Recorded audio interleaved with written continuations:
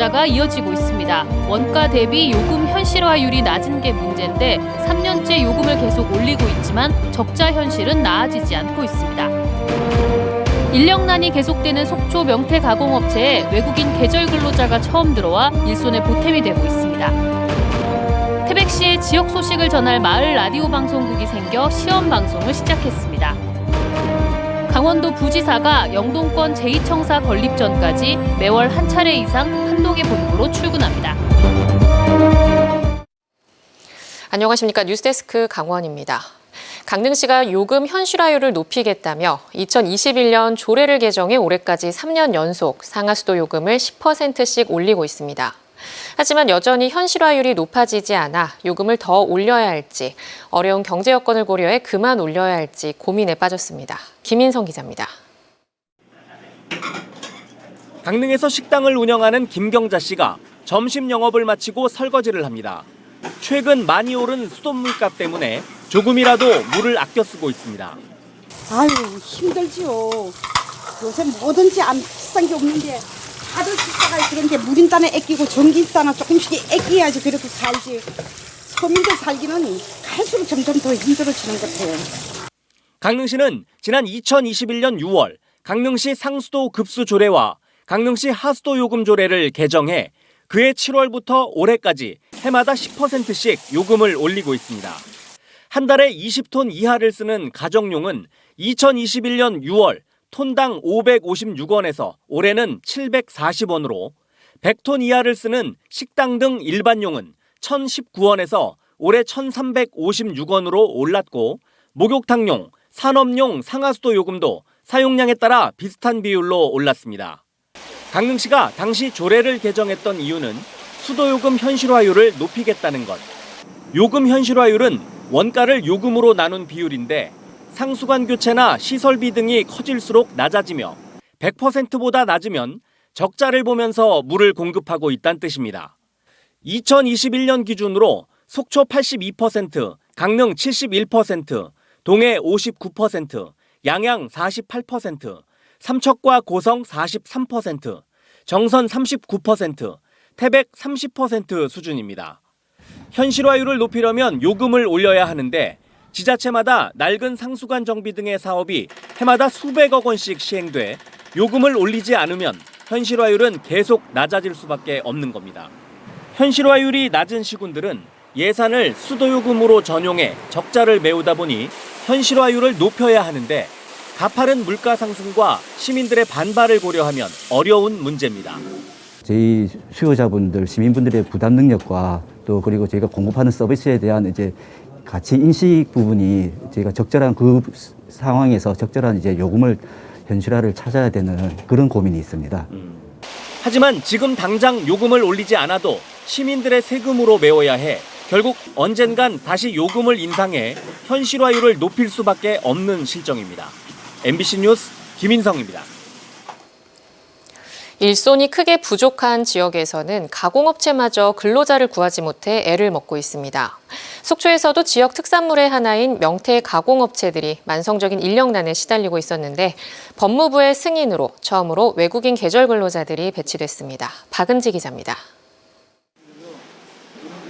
황태를 만들기 위해 러시아산 냉동 명태에 배를 가르고 알과 내장을 빼 세척하는 작업이 한창입니다. 이 공장은 할복 공정에 내국인 6명이 전부였는데 지난달부터 베트남 근로자 7명이 들어오면서 당장 설 명절 바쁜 시기에 큰 도움이 되고 있습니다. 업체별로 엄청나게 많은 도움이 되고 그런데 계절 근로자 이 기간이 4월달 되면 끝나는데 끝나고 나면 또 인력난이 또 심해지지 않을까. 속초시는 고질적인 인력난에 시달리는 명태 가공업체들의 어려움을 해소하기 위해 법무부에 외국인 계절 근로자 도입을 건의해 지난해 32명이 처음으로 배정됐습니다. 외국인 계절 근로자는 단기간 집중적으로 일손이 필요한 농어업 분야에 최대 5개월까지 외국인을 고용할 수 있는 제도인데 속초와 인근 지역 결혼 이민자의 4촌 이내 친인척을 초청하는 방식으로 모집해 무단 이탈을 방지할 수 있도록 했습니다. 명태 가공 공장과 비슷한 인력난에 시달리고 있는 속초 해양산업단지 내 다른 수산물 가공업체 등에서도 외국인 계절 근로자 배정을 희망하고 있습니다. 명태 관련 업체만 국한되지 말고 단지 내로 좀 이렇게 좀 확대를 해서 그 타업종들도 좀 이렇게 계절 근로자를 쓸 수 있는 그런 그 규제를 좀 완화 좀 했었으면 좋겠다는. 수산물 가공업종은 3D 업종으로 여겨져 내국인은 거의 구하기 어렵고 인근 경동대 부업 대학생을 모집하지만 그나마 외식 서비스업에 밀려 고용이 쉽지 않습니다. 다만 외국인 계절 근로자를 배정받으려면 젓갈이나 홍게도 명태처럼 법무부의 승인을 얻어야 가능합니다. 명태 가공 같은 경우에도 원래는 안 되는 거였는데 계절성이 좀 강하게 인식이 되고 또 업무 자체가 어가에서 하는 업무랑 좀 다르지 않다고 법무부에서 판단을 하셔가지고 올해 속초 지역 명태 가공업체들의 외국인 계절 근로자 수요는 100명 이상으로 늘어날 것으로 예상되는 가운데 명태 외에도 젓갈, 홍게 등 지역 수산물 가공업체들의 인력난을 덜어줄 방안 마련이 함께 필요해 보입니다. MBC 뉴스 박은지입니다. 강원도가 올해도 환동해 본부에서 부지사의 제2청사 직무를 월 1회 이상 실시합니다.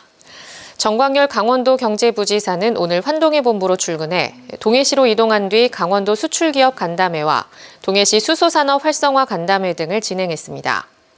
강원도는 제2청사가 건립되기 전까지 정기적인 지휘부의 영동권 직무를 통해 현안을 청취하고 행정력을 고루 발휘하겠다고 밝혔습니다. 지난해 11월에는 김명선 행정부지사가 환동해 본부에서 행정 업무를 진행했습니다. 속초시가 시승격 60주년을 맞아 시민이 하나 되는 미래행복 동행이라는 시정 보고회를 열었습니다.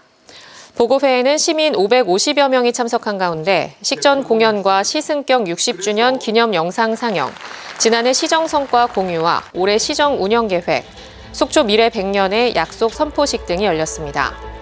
특히 속초 미래 100년의 약속은 시민과 기업이 모두 행복한 역동적 경제도시와 대한민국 제1의 문화체육관광도시, 다 함께 누리는 따뜻한 체감복지 건강도시 등 7가지 약속이 제시됐습니다. 태백시는 석탄 산업이 쇠락하며 인구마저 급격히 줄어 주재하고 있던 방송국들마저 철수했습니다. 주민들은 지역에 소식을 전할 기회가 적었는데 올해 도내 최초로 소출력 라디오 방송국이 생겨 지역사회에서 새로운 변화를 기대하고 있습니다. 김영호 기자입니다. 태백 시내의 어느 건물 지하실에 마련된 방송 공간과 사무실입니다.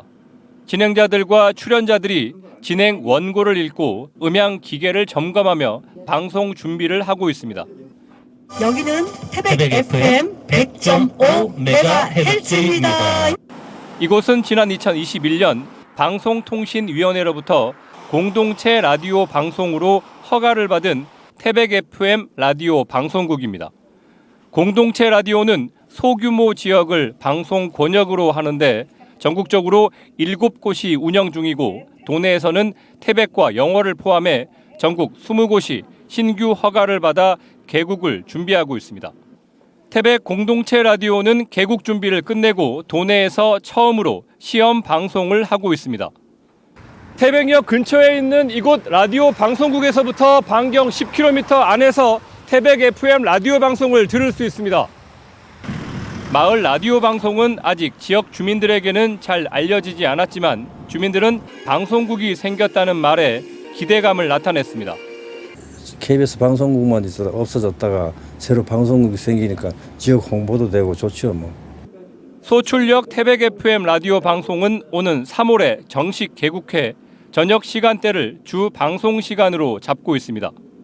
방통위법에 의하면 제가 6시간 이상은 방송을 하게 돼 있습니다. 그래서 일단 그렇게 지키려고 하고요. 근데 저희 자체적으로 좀 계획을 더 짜서 가능하면 더 많은 시간을 지역 주민과 함께 방송을 하고 싶습니다. 소출력 라디오 방송국은 운영비 마련이 쉽지 않아 마을의 풀뿌리 방송국이 되기 위해서는 지역 사회에 관심이 필요합니다. MBC 뉴스 김영호입니다. 자신에게 술을 팔지 않는 편의점 점주와 직원을 폭행했던 이른바 가짜 촉법소년 중학생이 1심에서 징역 2년 6월에 실형을 선고받았습니다. 이 사건으로 편의점을 닫게 된 점주는 그동안 보상은커녕 제대로 된 사과도 받지 못했습니다. 이병선 기자입니다. 새벽 1시 중학생 16살 김모군이 편의점에 들어와 술을 팔라며 폭언과 폭행을 시작합니다. 말리는 점주도 때려 전치 8주에 중상을 입혔습니다. 또 자신은 촉법 소년이라며 때려보라고 조롱하기도 했습니다. 이 중학생은 다음 날 다시 편의점을 찾아와 직원의 휴대전화를 빼앗아 달아난 뒤 자신의 SNS에 이를 자랑하기도 했습니다. 춘천지법 원주지원은 오늘 1심 선고 공판에서 상해 등의 혐의로 기소된 김 군에게 징역 장기 3년, 단기 2년 6개월의 실형을 선고했습니다. 재판부는 김 군이 이미 다른 사건으로 보호 처분을 받았음에도 다시 술 취한 상태로 이 같은 범행을 저질렀다며 죄를 무겁게 봤습니다. 하지만 폭행당한 점주는 일상으로 돌아가지 못했습니다. 여전히 불안 증세를 호소하고 있고 한쪽 눈은 장애 판정을 받을 가능성이 높습니다. 눈 동공이 벗어나는 거예요. 차시가 되면 약간 복시가 생기거든요. 보상은커녕 사과조차 받지 못했습니다. 한 번 전화가 왔어, 아버지한테. 합의금이 이제 너 많다라는 식으로 얘기하더라고요. 그동안 한 번도 찾아오지 않고. 사건의 충격에서 벗어나지 못한 피해 점주는 다음 달 편의점을 그만둘 예정입니다. MBC 뉴스 이병선입니다.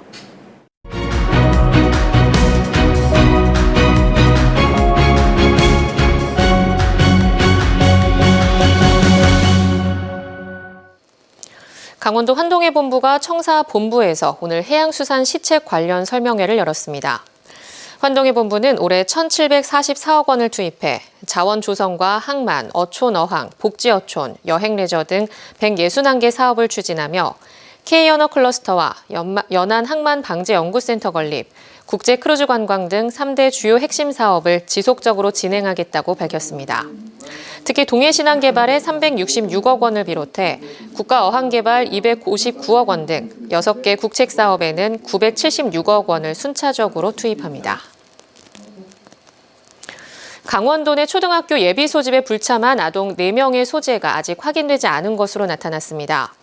강원도 교육청은 이달 초 진행한 초등학교 예비 소집에 불참한 아동 16명의 소재를 파악한 결과 태백 1명, 원주 3명 등 4명의 행방이 확인되지 않아 경찰에 수사를 의뢰할 방침이라고 밝혔습니다. 지난해 초등학교 예비 소집에는 51명이 불참해 경찰, 지자체 등과 함께 모두 소재를 파악했습니다. 강릉사랑 시민연대 지방자치센터가 강릉시 옥계면 단위농협 조합장 출마 예정자인 A씨를 공공단체 등 위탁선거에 관한 법률 위반 혐의로 선거관리위원회에 고발했습니다.